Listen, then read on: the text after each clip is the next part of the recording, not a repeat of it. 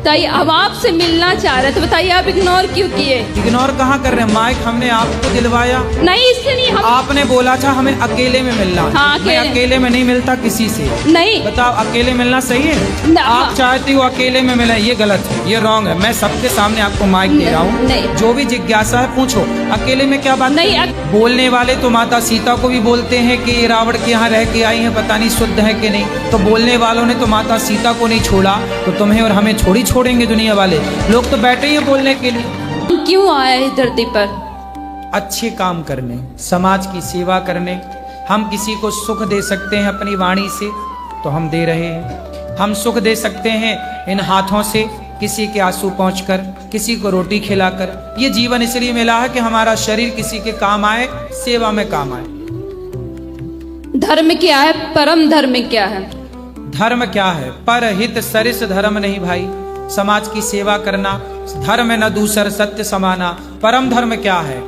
सवै पुंसाम परो धर्मो यतो भक्ति रधोक्षजे अहितुक्य प्रतिहता ययात्मा संप्रसीदति।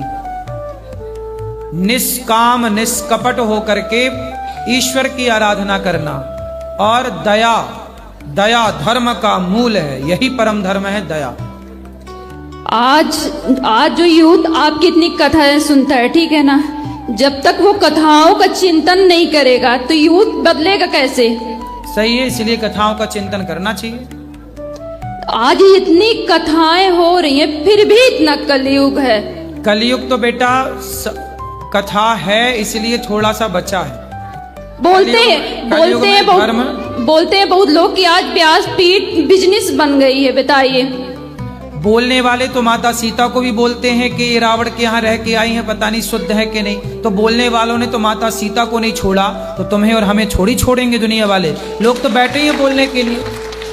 हाँ, ठीक है, दुनिया बोलती है, समाज बोलता है, ठीक है ना, लेकिन यही समाज आपकी कथा भी तो सुनता है ना। इन्हें चाहिए ना कि हम भगवत गीता पढ़े, हम अपने आप को जाने।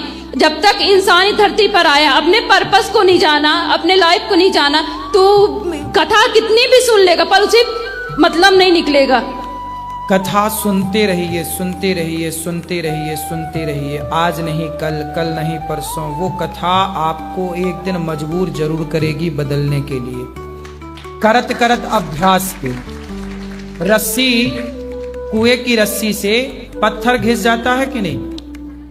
घिस जाता है। फिर आप रस्सी लो और पत्थर लो, रस्सी से पत्थर घिसो तो आपके घिसने से ना घिसेगा। लेकिन अखंड सैकड़ों साल से जब वो पत्थर रगड़ खा रहा रस्सी की तो घिस जाता। ऐसे ही कितना भी मंद बुद्धि हो, कितना भी दुष्ट हो, पापी हो, यदि वो सत्संग करता रहे तो आज नहीं कल नहीं परसों नहीं बेटा, सत्संग की इतनी शक्ति है कि वह एक दिन बदलेगा जरूर। मीराबाई जब आई थी तो उन्होंने समाज को बहुत कुछ दे के गया है ना। उन्होंने समाज को भी शुद्ध भक्ति दी, जो आज के लोग बहुत, हमारे सिया राम बाबा है, ठीक है ना, वो सिया राम बाबा वो इतने शुद्ध, वो सबसे मिलते थे। लेकिन आज हम किसी बड़े लोगों से मिलने जाएं तो अगर कोई नेता मथानी आएगा तो तुरंत मिल लेगा, क्योंकि पैसा है उसके पास तो तुरंत मिल लेगा। और यही कोई सामान्य वर्ग का आता है उसे तुरंत निगलेक्ट कर दिया जाता है। ऐसा क्यों होता है ये बताइए? जिसके हृदय में सच्ची भक्ति होती है, सच्चा हृदय होता, सरल हृदय होता है, दीन होता है ना, भक्त को सदा दीन रहना चाहिए ना, तो फिर क्यों इग्नोर कर देता है? बताइए, आखिर व्यासपीठ में तो यही सिखाया जाता है। हम जब से अभी आपसे हम मिल रहे हैं कि नहीं? मिल रहे हैं, लेकिन देखिए अब हम गुरु को जानना है तो हम कैसे जानेंगे? बताइए। तो गुरु को तो जानना चाहिए, अब जानो आप। गुरु के पहचानने के लक्षण क्या है हमको बताइए। अब देखो, हमने तो परीक्षा की नहीं थी गुरु जी की। देखिए नहीं आज के समय में गली गली गुरु फिरे, हमसे दीक्षा लो, स्वर्ग जाओ चाहे नरक जाओ, 500 रुपए का लिफाफा दो। आज का समय ऐसा हो गया, बताइए।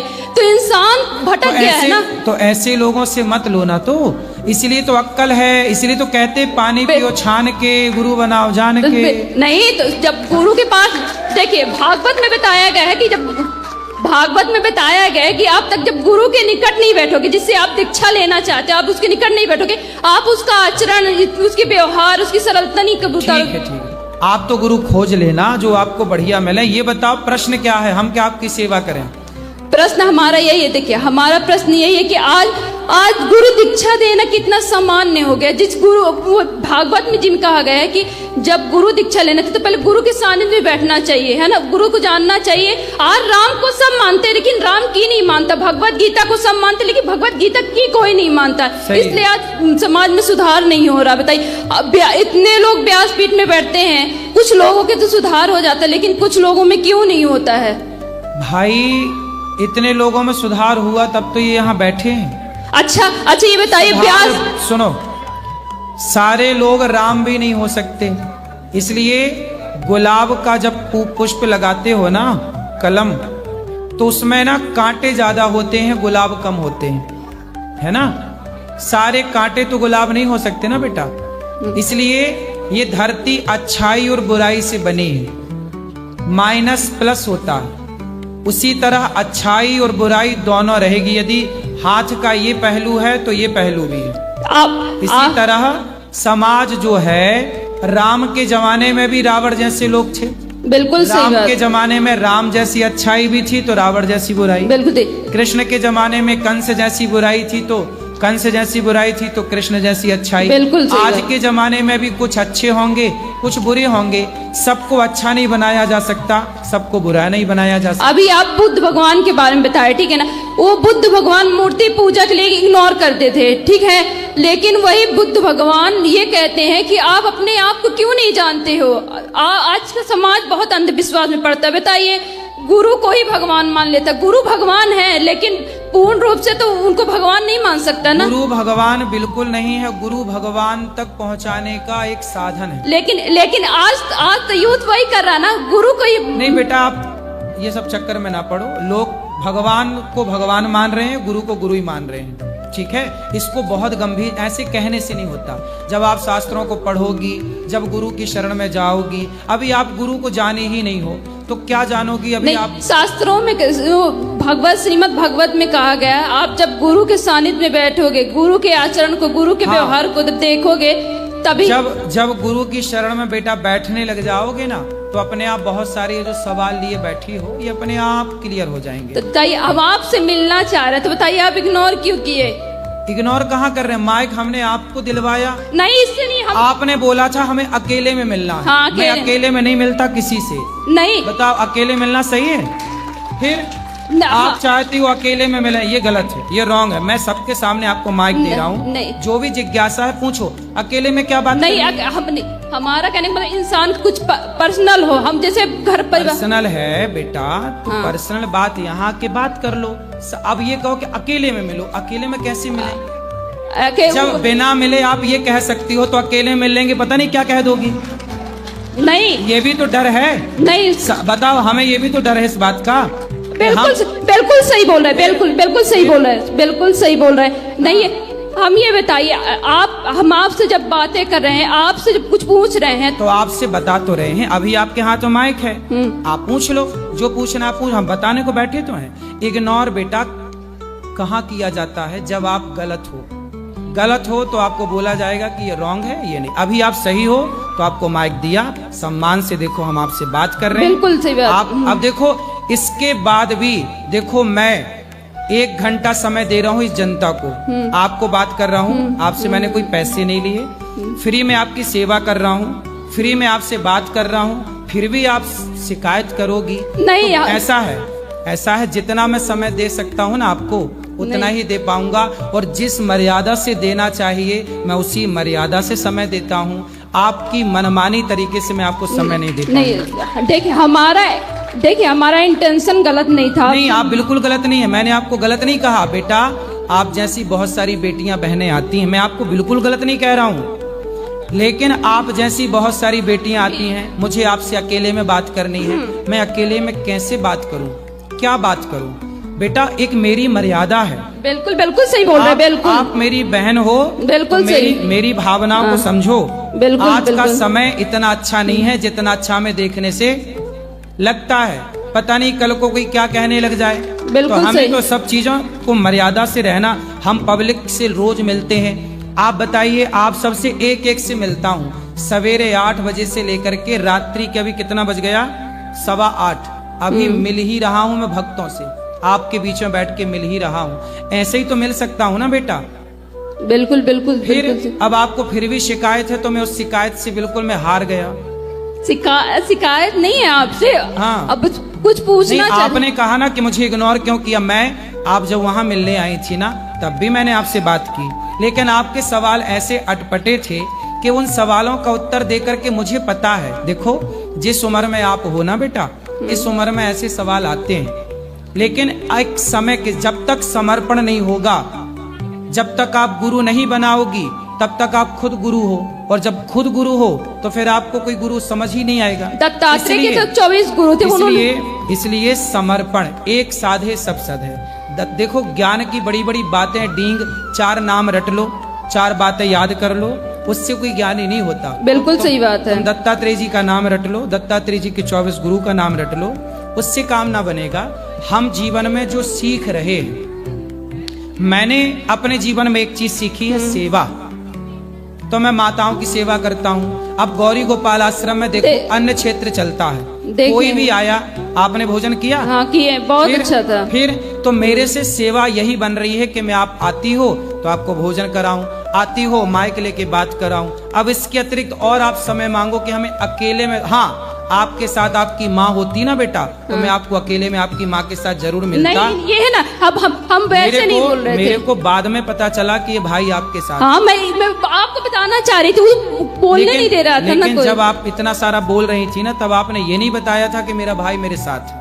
यदि मेरे को ये पता होता कि आपका भाई आपके साथ है, हाँ? मुझे ये लगा कि आप अकेली हो। नहीं नहीं गुरुजी, अकेली हो तो अकेली बहन बेटी से अकेले में नहीं पाप है। अब इतना गुरुजी कथा सुनते तो इतना हम बोलना चाह रहे थे, लेकिन बोलने नहीं दिया। अभी बोल लो, माइक आपके पास है, सवाल क्या है? प्रपंच में ना उलझो, इसका कोई अंत नहीं है ना बात। बिल्कुल सही बात। अब बताओ। अब नहीं, हम मिलना चाहेंगे तो मिलेंगे। हाँ अभी अंदर बैठेंगे, आप मिल लेना। सवाल क्या है बता देना, ठीक है?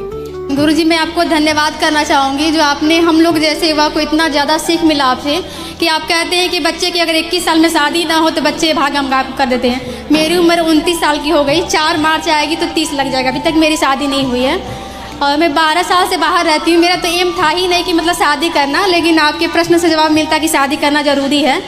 एक्चुअली मैंने इतना अपने फ्यूचर में अपने घर ही में देखा है, पति पत्नी में बहस होती है, ये माँ बहन करते, तो क्या ऐसे पति की भी आरती करनी चाहिए जो माँ लड़की के माँ को गाली दे? वो कौन सा पति हो सकता है? तो ऐसे जिंदगी से बढ़िया का अकेले रहे, भगवान का भजन कर। तो आपकी शादी ही नहीं हुई? मैं देखी हूँ गुरुजी ऐसे। अरे देखना तो देखो, बहुत कुछ देखना होता है बेटा। तो समाज में अक्सर तो यही मिलता है। आप कह रहे हैं 1% लोग, 90% लोग अच्छे हैं, लेकिन मेरे इधर के लोग, कुशीनगर से बिलोंग करती हूँ मैं, मेरे साइड में 90% ऐसे हैं जो पत्नी को एकदम पनिश करते, सजा देते हमेशा। 1% अपने पति से खुश रहते हैं औरतें। तो मुझे मन नहीं होता कि मैं शादी करूँ। तो जिस तरफ के लड़के अच्छे हों, सम्मान करें, उस तरफ वालों से कर लो। वैसा कोई मिलता नहीं है। मैं आपकी कथा से जो भी आप कहते हैं हर एक चीज़ मैं फॉलो करती हूँ। माँ बाप का सेवा करना, अपने से बड़ों की इज्जत करना, जो भी है A to Z मैं अपनी तरफ से पूरी कोशिश करती हूँ कि आप जो भी बताएं मैं उसको फॉलो करूँ। पता है, एक साइंस बता रहा हूँ लड़कियों के लिए, विज्ञान।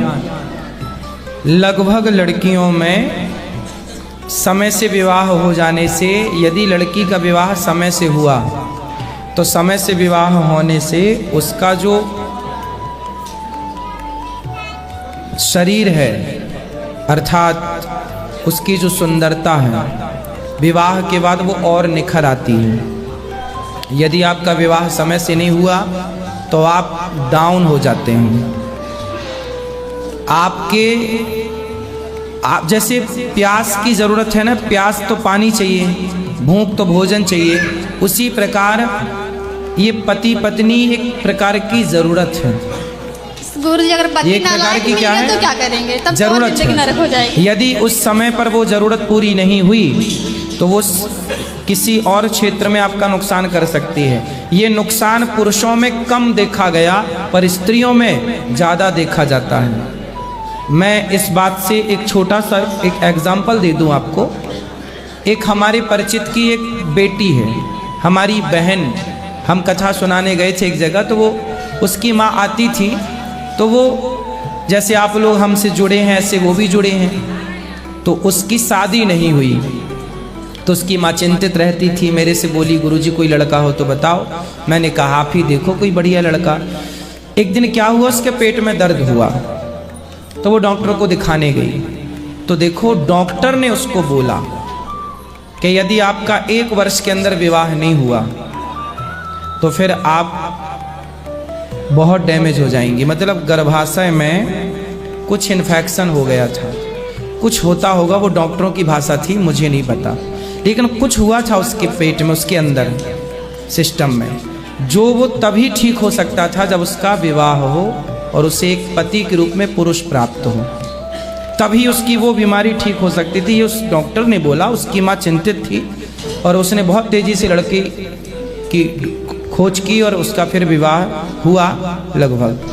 तो कुल मिला के ये चीज़ साइंस है एक प्रकार का। पुरुष लोग प्रभावित नहीं होते इस बात से कि विवाह हुआ है कि नहीं हुआ, लेकिन लड़कियां, स्त्रियां, मैं ये नहीं कहता 100% प्रभावित होती हैं, पर 99% लड़कियां प्रभावित होती हैं विवाह ना होने से।